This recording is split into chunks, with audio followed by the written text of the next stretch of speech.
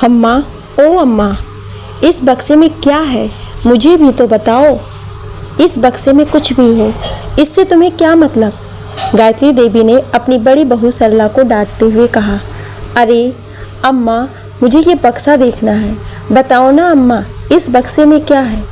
इस बक्से में कुछ भी नहीं है, अम्मा ने बात को टालते हुए कहा। अगर बक्से में कुछ नहीं है तो आपने इस बक्से में ताला क्यों लगा रखा है?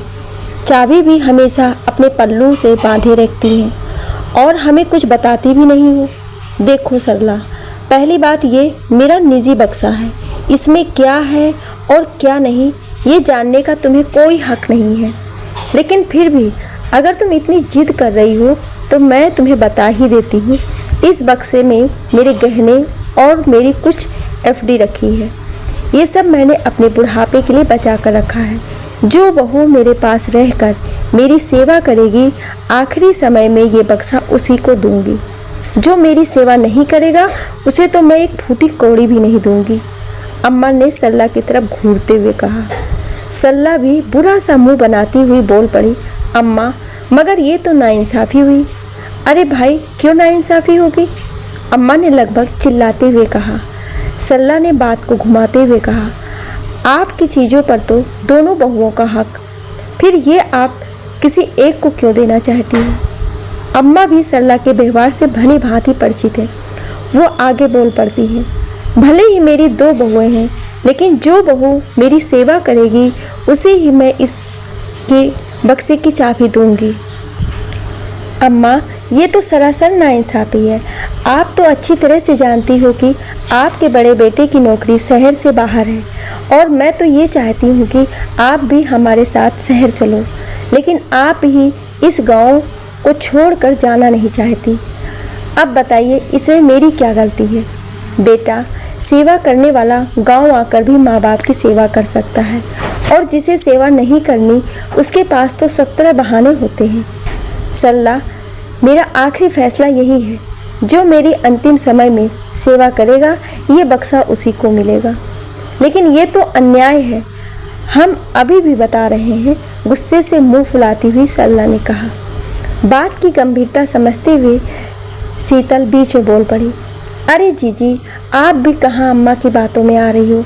आप चाहे तो इसे अभी इस बक्से को ले सकते हो, मुझे कोई परेशानी नहीं होगी। लेकिन फ़िलहाल यहाँ बक्सा अम्मा का है और अभी इस बात पर बहस ना करो, शीतल ने सरला को समझाते हुए कहा। ठीक है, अगर तुम इतना कह रही हो तो हम तुम्हारी बात मान लेते हैं, लेकिन बता रहे हैं, अगर तुमने मेरा हक छीनने की कोशिश करी तो मुझसे बुरा कोई नहीं होगा।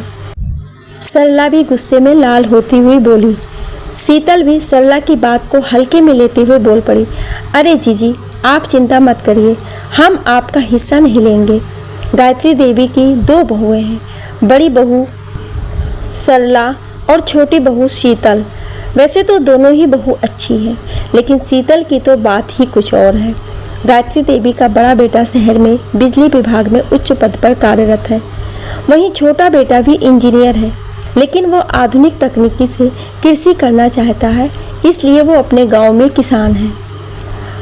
अपने मिट्टी से जुड़ाव के कारण ही गायत्री देवी भी अपने गांव को छोड़कर शहर नहीं जाना चाहती हैं, इसलिए वो भी यहीं अपने छोटे बेटा बहू के पास रहती हैं। देखते ही देखते 2 साल बीत जाते हैं और एक दिन अचानक से हृदयघात के द्वारा गायत्री देवी का आकस्मिक निधन हो जाता है। गायत्री देवी के अंतिम संस्कार और 12 दिन के मृत्यु कार्यक्रम के बाद बड़ी बहू सरला शीतल से बक्से की चाबी मांगती है। शीतल भी बड़ी सहजता से अम्मा के कमरे से वो चाबी निकालकर सरला को दे देती है। उस बक्से को खोलने के बाद सरला गुस्से में बड़बड़ाती हुई सारा परिवार इकट्ठा कर लेती है। अम्मा ने हम सबसे झूठ कहा, देखो इस बक्से में अम्मा ने क्या इकट्ठा कर रखा है। सबकी नज़र उस बक्से पर जाती है। उस बक्से के अंदर पत्थर रखे होते हैं। अम्मा ने इन पत्थरों से इस बक्से को भर रखा है। देख लिया शीतल, तुम्हें अम्मा ने सबसे बड़ा छल तो तुम्हारे साथ किया, तुमसे सेवा भी करवाई और मेवा के बदले ये पत्थर। कहती हुई वो मुस्कुरा पड़ती है। बस करिए जीजी, ये आप क्या कह रही हैं? कम से कम ये तमाशा करने के पहले ये तो सोच लेती कि घर में मेहमान भी है। अम्मा के आशीर्वाद के अलावा मुझे कुछ नहीं चाहिए। शीतल उस बक्से में से उन पत्थरों को हटाकर बाहर फेंक देती है। तभी उसकी नज़र पत्थरों के नीचे दबे हुए एक खत पर जाती है। शीतल उस खत को सबके सामने पढ़ने लग जाती है। प्रिय सरला, मैं जानती हूँ कि ये बक्सा तुम ही खोलोगी। इसका कारण ये नहीं कि तुम्हारे मन में कोई लालच है, इसका कारण तुम्हारा जिज्ञासु होना भी है। मैं जानती हूँ तुम्हें भेदभाव पसंद नहीं है, लेकिन शीतल के साथ रहते हुए मुझे आज 7 साल से भी ज़्यादा हो गए हैं। शीतल ने आज तक मुझसे बक्से का जिक्र कभी नहीं किया। मैंने बात भी निकाली तो शीतल ने ये कहकर बात डाल दी, अम्मा आपका बक्सा आप सरला जीजी को ही दे देना, मुझे सिर्फ आपका आशीर्वाद चाहिए। मैं जानती हूँ कि यह पत्थर देखकर तुम्हें गुस्सा आएगा और तुम सोचोगे कि अम्मा ने आखिर हमसे झूठ क्यों बोला। यही तो तुम सबके धैर्य की परीक्षा है और मैं अच्छी तरह से जानती हूँ इस परीक्षा में भी शीतल ही पास होगी। मेरी आखिरी इच्छा यही है।